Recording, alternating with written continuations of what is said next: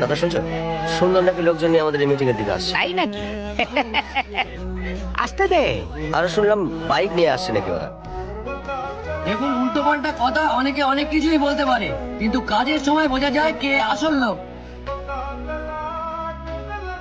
কিরে, তুই কি আমাদের দলে যোগ দিতে চাইছিস? আমরা যদি তোকে দলে না নিই তখন কি করবি? দলে যোগ দিতে আসিনি, প্রশ্ন করতে এসেছে। আমার মঞ্চে এসে তুই আমাকেই প্রশ্ন করতে চাইছিস? অনেক সাহস তো তোর। উঠতে চাইছিস ও? যখন ডানা ছেটে দেব তখন বুঝতে পারবি কত ধানে কত চাল। আমি যদি একটা ইশারা করি না, এরা তোকে টুকরো টুকরো করে কেটে ফেলবে।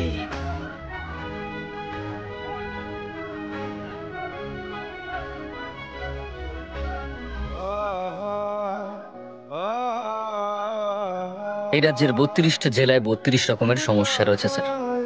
রাজ্যের জনগণ প্রচন্ড কষ্ট পাচ্ছে।